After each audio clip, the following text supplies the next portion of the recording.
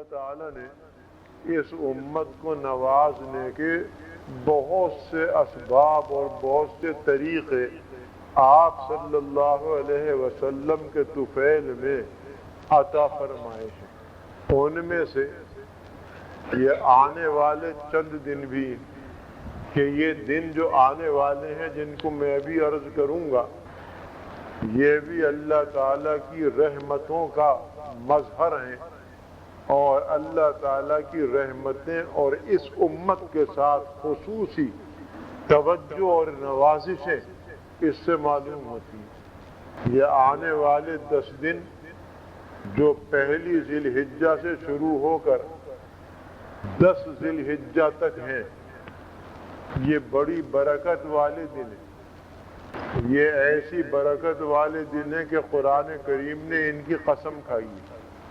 وَلَيَالٍ عَشْرٍ، قسم ہے 10 تاریخوں کی، اور قرآن کریم جس کی قسم کھا لے اس کی بلند مرتبہ ہونے اور اس کے فضیلت والا ہونے کے بارے میں کون مسلمان شبہ کر سکتا ہے؟ تو فرمایا کہ 10 دن 10 تاریخوں کی قسم، کیونکہ یہ بڑی مبارک تاریخیں ہیں۔ یہ 10 دن اور 10 راتیں بڑی مقدس ہیں، بڑی رحمتوں والی ہیں، اور اس میں کمانے والے خوب کمائی کر لیتے ہیں، اور جو محروم رہنا چاہتے ہیں تو ظاہر ہے کہ انہیں تو کچھ نہ ملے گا۔ تو یہ 10 دن کمائی کے دن ہیں۔ وہ کمائی اصل میں تو آخرت کی ہے، لیکن ساتھ ہی ساتھ دنیا کی برکتیں بھی اس سے حاصل ہوتی ہیں۔ گویا یہ آنے والے 10 دن ایسے ہیں کہ دنیا بھی درست ہو، آخرت بھی درست ہو، اور مومن کو خصوصیت کے ساتھ اگر وہ ہمت کر لے ان 10 دنوں میں محنت کرنے کی تو اللہ تعالیٰ کی نوازشیں پھر اس کو معلوم ہے۔ یہ 10 دن نہ صرف اس امت کے لیے بلکہ ہم سے پہلی امتوں کے لیے بھی مبارک تھے۔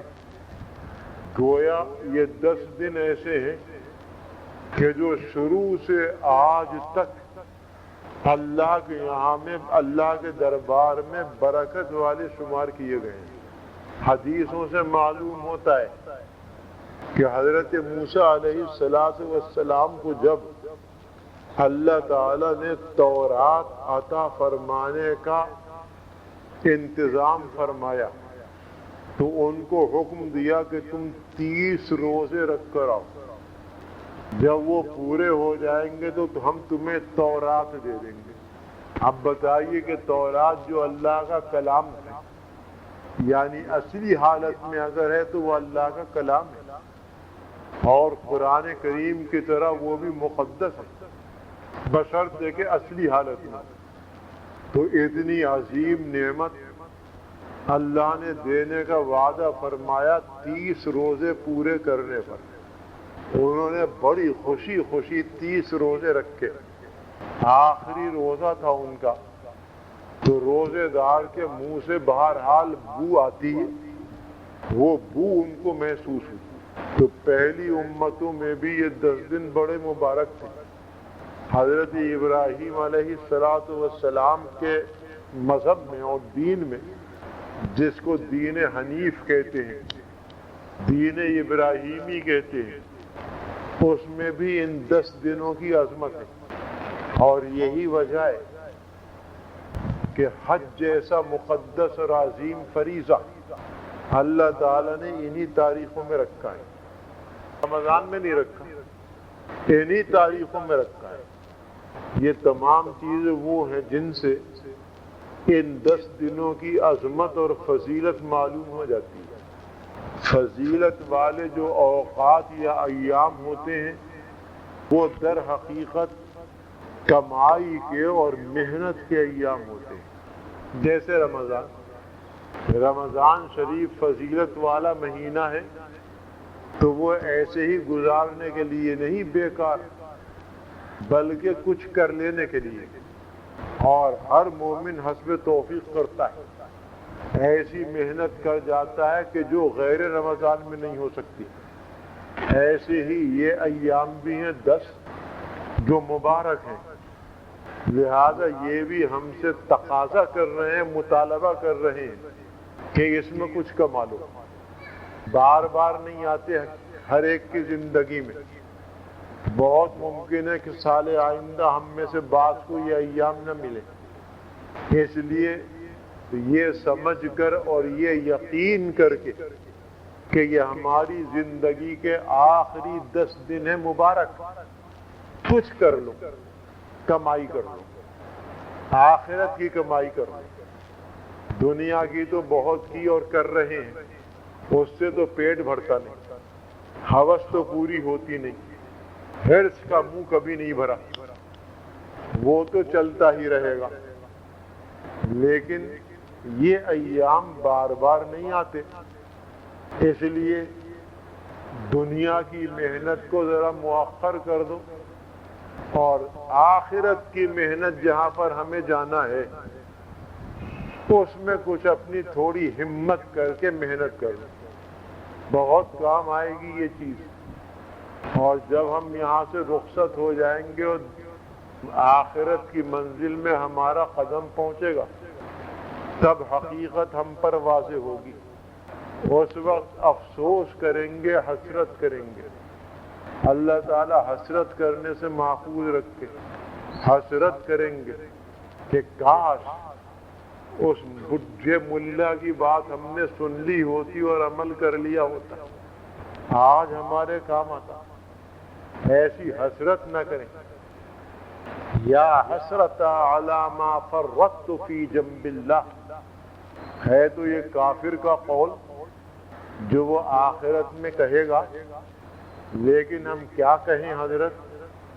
اگر غور کر کے انصاف سے دیکھیں تو یہ ہم پر بھی صادق آتا ہے۔ یا حسرت علی ما فرطت فی جنب اللہ، ہائے رے میری حسرت، یا حسرتا، ہائے رے میری حسرت، کس بات پر؟ علی ما فرطت فی جنب اللہ، کہ میں نے بڑی کوتاہی کی اللہ کے معاملے میں، بڑی کوتاہی، اس وقت حسرت ہوگی۔ اللہ تعالی ہمیں اس حسرت سے محفوظ رکھے۔ بہرحال یہ پہلی ذی الحجہ سے لے کر 10 تک بڑے برکت والے ایام ہیں، ان کے دن بھی ایسے ہی ہیں، راتیں بھی ایسی ہیں۔ حدیث شریف میں آیا ہے کہ عبادت کرنے کے لیے ان 10 دنوں سے زیادہ اچھے پورے سال میں اور کوئی دن نہیں، رمضان تو مستثنی ہے ہی۔ پورے سال میں ان ایام میں عبادت کرنے پر جو ثواب ملے گا 10 دن میں جو ثواب ملے گا عبادت کرنے پر، ایسا ثواب پورے سال آدمی کرتا رہے عبادت نہیں ملے گا۔ لہذا یہ سیزن کا وقت ہے، کمائی کا زمانہ ہے، آخرت کی درستی کا یہ زمانہ آ گیا ہے۔ کیا کریں ہم ان ایام میں؟ اصولی طور پر تو اتنا سمجھ لیں کہ ان ایام میں خصوصیت کے ساتھ اپنے آپ کو ہر گناہ سے بچائیں، اور گناہوں سے بچنا مشکل نہیں ہے۔ تھوڑی سی ہمت، زیادہ نہیں، تھوڑی سی ہمت کر کے یہ پختہ ارادہ کر لیا جائے کہ ہم گناہ نہیں کریں گے، اللہ تعالی ہماری مدد فرمائے۔ دعا بھی کر لو اور جم جاؤ اس کے اوپر، مجال ہے کہ گناہ سرزد ہو جائے، ہمت تو کرو، ارادہ تو کرو۔ ہم تو چاہتے ہیں کہ ہمیں ہاتھ نہ ہلانا پڑے اور سب کچھ مل جائے۔ دین کے اور آخرت کے معاملے میں ہم یہی چاہتے ہیں، ایسا نہیں ہوتا ہے، کچھ نہ کچھ تو کرنا پڑے گا، پھر اللہ کی مدد آئے گی، ایسی دستگیری آئے گی کہ آپ حیران رہ جائیں گے۔ ارادہ تو کرو گناہ سے بچنے کا۔ دیکھو کیا ہوتا ہے، نہ صرف آپ بچو گے بلکہ آپ کے ذریعے بہت سے مسلمان بھائی بچ جائیں گے۔ ارادہ تو کر لو، عزم کر لو، شادی بیاہوں کے اندر تھوڑا سا عزم کر کے دیکھ لو، پوری مجلس محفوظ ہو جائے گی گناہوں سے۔ جم جاؤ، جماؤ نہیں ہمارے اندر، کیا کہیں ہم، کیا کریں؟ لوگوں کی حالت ہی ایسی ہے، معاشرہ ہی بگڑا ہوا ہے، ہم کیا کر سکتے ہیں؟ بھائی تم کر کے تو دیکھو، تم سب کچھ کر سکتے ہو، عاجز نہیں ہو، ناکارہ نہیں ہو، کر کے دیکھو۔ یہ سوچ لینے سے تو کام نہیں بنتا۔ بہت سی ایسی مثالیں ہیں کہ کوئی اللہ کا بندہ پہنچ گیا کسی شادی بیاہ کی تقریب میں اور جا کے اس نے سب کچھ ختم کرا دیا، سب کچھ ختم کرا دیا، ہمت کی۔ کون مسلمان ایسا ہے کہ جو اللہ اور رسول کے حکم سے سرتابی کرے؟ ہاں، آج کل کے بگڑے ہوئے ذہن جو ہیں ان کے بارے میں میں کچھ نہیں کہتا۔ بنیادی اور اصولی بات یہ ہے کہ ان ایام میں خصوصیت سے اور ویسے عام طور پر اپنے آپ کو گناہوں سے بچانے کی فکر کریں، اور کچھ اجر و ثواب حاصل کرنا ہے، کمائی کرنا ہے، تو اس کے لیے حدیث شریف میں ذکر آ گیا ہے کہ 9 تاریخ تک روزہ رکھو، یعنی 9 روزے۔ ایک روزے کا ثواب 1 سال کے روزوں کی برابر، اور 9ویں روزے کا ثواب 2 سال کے روزوں کی برابر۔ ایک روزہ رکھے گا آدمی، سال بھر کے گناہ معاف ہوں گے۔ 8 روزے اس نے رکھے، 8 سال کے گناہ معاف۔ 9واں روزہ رکھے گا تو اس کے 2 سال کے گناہ معاف ہوں گے، گزشتہ سال کا بھی گناہ بھی اور آنے والے سال کے گناہ بھی۔ یہ حدیث شریف میں موجود ہے، ترمذی وغیرہ میں یہ حدیث موجود ہے۔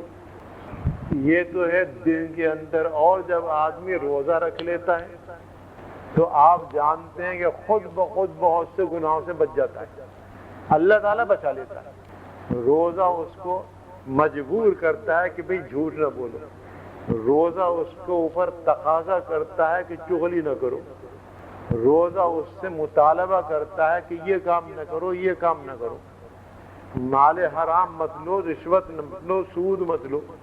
کہ اللہ کو کیا جواب دو گے؟ روزہ رکھے گا تو بہت سے گناہوں سے بچ جائے گا، اجر و ثواب بھی، گناہوں سے بچت بھی۔ اور رات کے بارے میں فرمایا کہ ہر رات ان میں سے اتنی فضیلت رکھتی ہے جیسے شب قدر، یعنی یہ 9 راتیں یا 10 راتیں جو آئیں گی یہ شب قدر کی فضیلت رکھنے والی۔ شب قدر کی فضیلت ہر مسلمان جانتا ہے، کتنی بڑی فضیلت ہے۔ اس فضیلت کو حاصل کر لینا معمولی محنت سے مشکل نہیں ہے۔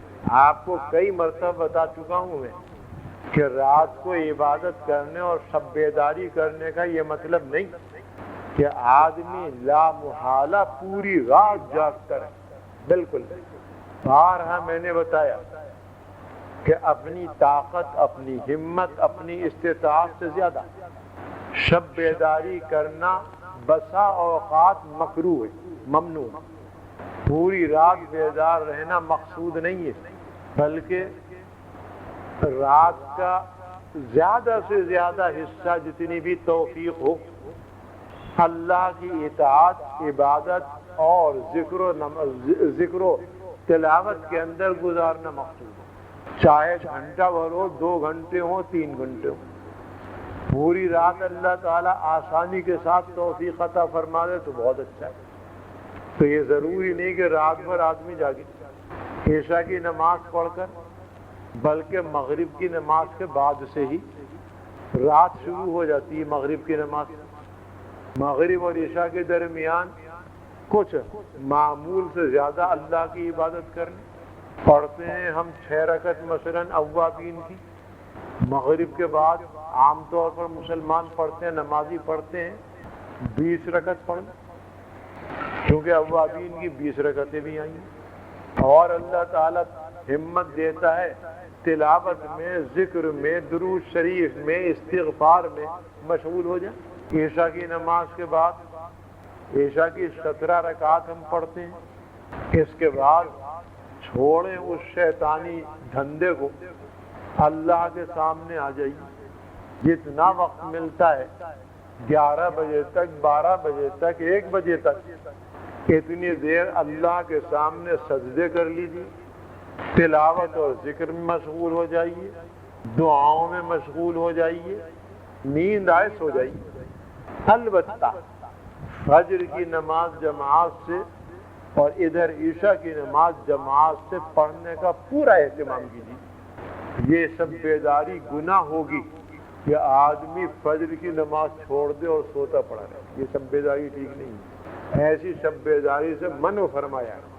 ہمارا طریقہ تقریباً یہی بن چکا ہے نوجوانوں کا، رات بھر بیدار رہتے ہیں اور جب ہوتا ہے فجر کا وقت نیند کا اتنا غلبہ ہو جاتا ہے کہ پڑھ کے سو جاتے ہیں۔ یہ عبادت نہیں ہے، شب بیداری نہیں، بلکہ یہ تو دوسرے طریقے سے شیطان کو خوش کرنا ہے۔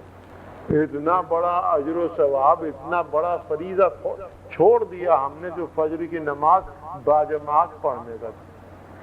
تو ان راتوں میں جتنی بھی توفیق ہو اتنا عمل کر لیا جائے، انشاءاللہ رائے گا نہیں جائے گا۔ اور جو شخص اپنی ہمت کے مطابق رات کو عبادت کرے گا، پوری رات کی شب بیداری کا ثواب اسے مل جائے گا۔ سویا ہے 5 گھنٹے، عبادت کی ہے 2 گھنٹے مثلا، اس 2 گھنٹے کی عبادت سے پوری رات کی عبادت کا ثواب اللہ تعالیٰ عطا فرمائے۔ اس لیے کہ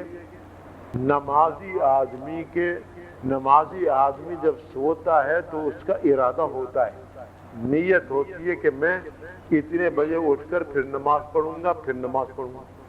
ہر نمازی کی یہ نیت ہوتی ہے۔ جو یہ نیت کر کے سوتا ہے، حدیث شریف میں آیا کہ اس کی پوری نیند عبادت میں لکھی جاتی ہے۔ چاہے وہ نیت کر لینا مشکل ہے، تہجد کی نماز کی نیت کر لی سوتے وقت اور اللہ سے دعا بھی کر لی کہ ہمیں تہجد میں اٹھنے کی اور نماز پڑھنے کی توفیق عطا فرما۔ سو گیا لیکن آنکھ نہ کھلی حتیٰ کہ فجر کی اذان ہو گئی، تہجد کا وقت جاتا رہا، اسے تہجد کا ثواب بھی ملا، اور جب سے وہ سویا ہے اس وقت سے بیدار ہونے تک تمام وقت اس کا عبادت کے اندر لکھا گیا، آرام کر رہا ہے اور عبادت ہو رہی ہے۔ اتنی تو نوازشیں ہیں اللہ تعالیٰ کی۔ اگر ہم نیت کر کے ہی سو جایا کریں اور اپنی طاقت کے مطابق کچھ اہتمام بھی کر لیں، پھر بھی آنکھ نہ کھلے، مطمئن رہیے اللہ کے یہاں سے ثواب ملے گا۔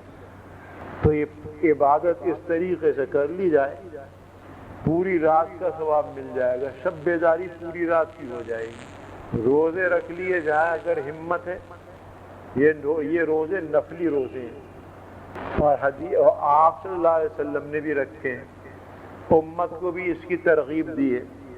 مگر وہی بات جو میں ہمیشہ سے کہتا رہا ہوں کہ اگر کسی کے ذمے فرض روزے باقی ہیں رمضان کے، تو اسے، اور اللہ تعالیٰ ان دنوں میں اسے توفیق عطا فرما دیتے ہیں روزہ رکھنے کی، تو اس کو چاہیے کہ پہلے وہ قضا روزے کی نیت کرے۔ اگر تمام روزے اس نے رکھ لیے 9 دن کے، تو گویا 9 قضا روزے اس کے ادا ہوئے۔ اللہ کی رحمت سے بعید نہیں، اور ہمیں اس کی رحمت سے امید ہے کہ اس قضا روزوں کے ساتھ ساتھ جو اجر و ثواب ان ایام میں روزوں کا ہے وہ بھی عطا فرما دیں گے۔